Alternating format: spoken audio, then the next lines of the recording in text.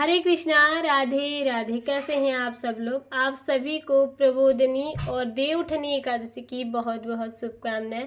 उसी की कथा मैं आज आप लोगों को सुना रही हूँ, जिसे हम देव प्रबोधिनी एकादशी के नाम से भी जानते हैं और देव उठनी के एकादशी के नाम से भी जानते हैं।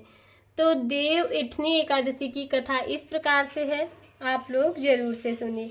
ब्रह्मा जी बोले, हे मुनीत्म, पापों को दूर करने वालों, पुण्यों को बढ़ाने वाली, बुद्धिमानों को मोक्ष देने वाली प्रबोधिनी एकादशी का महात्म्य सुनो। हे विपेंद्र, भागीरथी गंगा पृथ्वी पर तभी तक गरजती हैं जब तक पापों को नाश करने वाली और कार्तिक में प्रबोधिनी एकादशी नहीं आती।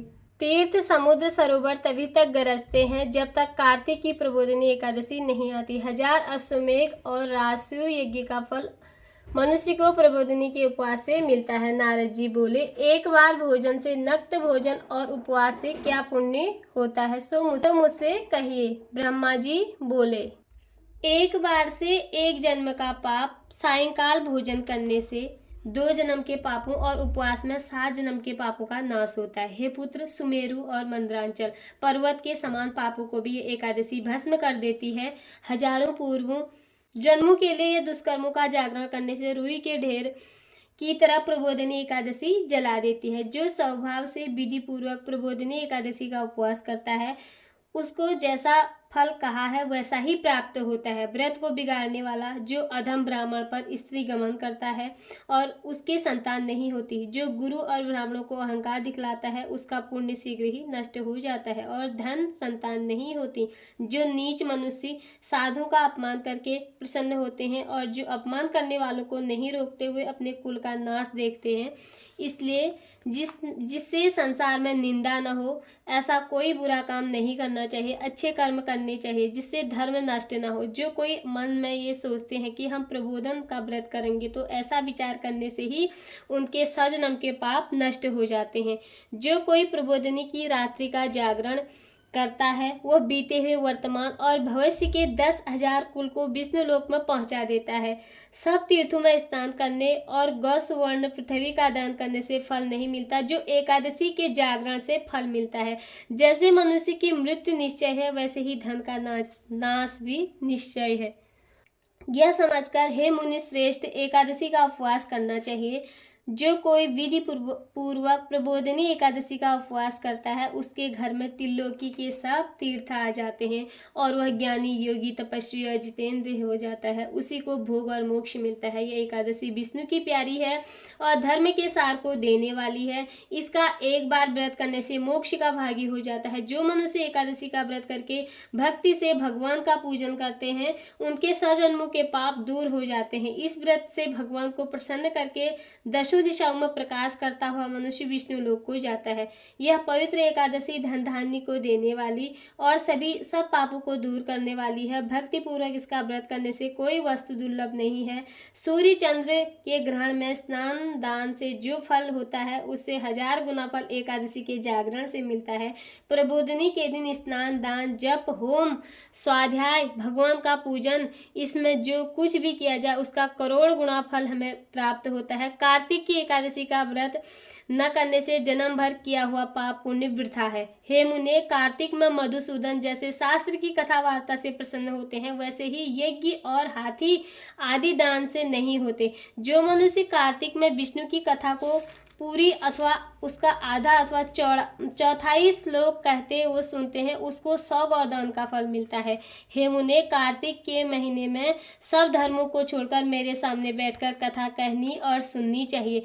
कल्याण के लिए अथवा धन के लोभ से जो कार्तिक में भगवान की कथा करते हैं, वह अपने सैकड़ों कुलों का उद्धार कर देता है। जो भगवान के प्रबोध से दिन कथा कहते वो सुनते हैं, हे मुने, उनको सप्तदीप युक्त पृथ्वी के दान का फल मिलता है। फिर नारद जी बोले, हे स्वामीन, एकादशी की विधि मुझसे कहो। जिस एकादशी के करने से जैसा फल मिले सो भी कहिए।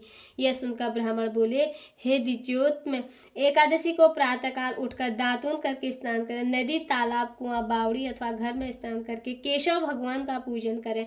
फिर कथा सुनो। नियम के लिए हम मंत्र पढ़ो। एकादशी को निराहार व्रत करके दूसरे दिन भोजन करो। हे पुंडरीकाक्ष, मैं आपकी शरण में हूँ, आप मेरी रक्षा करो। इस मंत्र को चक्रधारी भगवान के सामने पढ़ें। भक्ति भाव में प्रसन्नता पूर्वक उपवास करें। रात्रि में भगवान के समीप बैठकर जागरण करें। हे मुनि, जो गाता है, नाचता है, बाजे बजाता है अथवा भगवान की कथा को कहता है, सुनता है, पुण्यात्मा तीनों लोक के ऊपर निवास करता है। कार्तिक में प्रबोधनी के दिन बहुत से फूल, फल, कपूर, अगर कुमकुम से भगवान का पूजन करना चाहिए। एकादशी, जागरण, अनेक प्रकार के सुंदर फलों से भगवान का पूजन और शंख में जल भरकर जनार्दन को अर्घ्य देना चाहिए। जो दिव्य अगस्त फूलों से जनार्दन का पूजन करते हैं उसके लिए इंद्र भी हाथ जोड़ता है। जो कार्तिक में भक्तिपूर्वक भगवान बेलपत्र से पूजा करता है उनकी मुक्ति हो जाती है। हे वत्स, कार्तिक में जो तुलसी के पत्ते और फूल से जनार्दन की पूजा करते हैं उनके 10,000 वर्षों के पाप भस्म हो जाते हैं। तुलसी का दर्शन, स्पर्श, ध्यान, कीर्तन, नमस्कार, स्तुति करने से, पौधा लगाने से, सींचने से और नित्य पूजन करने से तुलसी शुभ फल देती है। जो नित्य प्रति तुलसी की 9 प्रकार की भक्ति करते हैं वो करोड़ों युगों तक बैकुंठ में निवास करते हैं। मुने, कार्तिक में गुलाब के फूलों से जो परम भक्ति से भगवान का पूजन करता मुक्ति का भागी होता है। वकुल और अशोक के फूलों से जब भगवान को की पूजा करते हो उनको जब तक सूर्य चंद्रमा तब तक शोक नहीं होगा। जो सफ़ेद या लाल कनेर के फूलों से जगन्नाथ की पूजा करते हैं उनमें चारों युगों में केशव भगवान प्रसन्न होते हैं।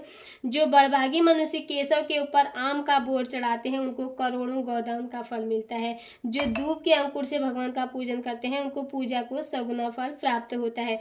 हे नारद, जो छोकरे के पत्तों से सुखदाई भगवान का पूजन करते हैं वो भयंकर यमलोक के मार्ग सरलता से पार कर जाते हैं। हे विप्रक्षे, जो मनुष्य जनार्दन भगवान के ऊपर ककड़ी का फूल चढ़ाते हैं उनको एक फल सुवर्ण चढ़ाने का फल मिलता है। जो मनुष्य सुनहरी केतकी का फूल जनार्दन भगवान को चढ़ाता है, गरुड़ ध्वज भगवान उसके करोड़ों जन्मों के पापों को भस्म कर देते हैं। जो कुमकुम के समान लाल रंग की सुगंधित सतपत्री का फूल जगन्नाथ पर चढ़ाता है उसका श्वेतद्वीप में निवास होता है। हे ब्राह्मण, इस प्रकार भक्ति मुक्ति को देने वाले से केशव भगवान को रात्रि में पूजन करके प्रातः काल उठकर नदी के तट पर चला जाए, वहां स्नान, जप और नित्य कर्म करके घर जाकर विधि पूर्वक केशव भगवान का पूजन करें। व्रत की धारणा के लिए बुद्धिमान मनुष्य ब्राह्मण भोजन करावें। भक्ति युक्त चित्त में से सिर झुकाकर क्षमा मांगें और दक्षिणा देनी चाहिए। हे राजन, नक्त भोजी मनुष्य अच्छे ब्राह्मणों को भोजन कराएं। आयाचित नियम से सुवर्ण सहित बेल का दान करें। जिसने मांस भक्षण छोड़ दिया है उसको दक्षिणा सहित गौ देनी चाहिए। आंवले से स्नान करने के नियम में दही और शहद देना चाहिए। जो फल छोड़े हो तो फल का दान करना चाहिए। तेल छोड़ा हो तो घी का देना चाहिए। घी छोड़ा हो तो दूध देना चाहिए। अन्न के छोड़ने से नियम में चावल देना चाहिए। राजन, भूमि पर सोने वाले को गद्दा और चादर समेत सैया देनी चाहिए। पत्तल पर भोजन कराने वाले को बर्तन में घी भरकर देना चाहिए। मौन धारण करने वाले को घंटा, तिल और सुवर्ण देना चाहिए। व्रत करने वाला मनुष्य ब्राह्मणी को घी मिला हुआ सामान भोजन कराना चाहिए। विष्णु के मंदिर में अथवा देव स्थान में नित्य दीपक जलाना चाहिए। नियम की समाप्ति में तांबे या सुवर्ण की बेली घी भरकर उसमें लाख बत्ती रखकर विष्णु के भक्त ब्राह्मण को देना चाहिए। ब्राह्मणों को नमस्कार करके विदा करें, फिर आप भोजन करें। 4 महीनों में जो छोड़ा है उसकी समाप्ति करें। हे राजन, जो बुद्धिमान इस प्रकार आचरण करता है उसको अनंत फल मिलता है, अंत में बैकुंठ को जाता है। यदि व्रत बिगड़ जाए तो मनुष्य अंधा व कोढ़ी हो जाता है। जो तुमने मुझसे पूछा था वह मैंने तुमसे कहा। इसके पढ़ने और सुनने से भी गौदान करने का फल होता है। बोले विष्णु भगवान की जय, लक्ष्मी नारायण भगवान की जय।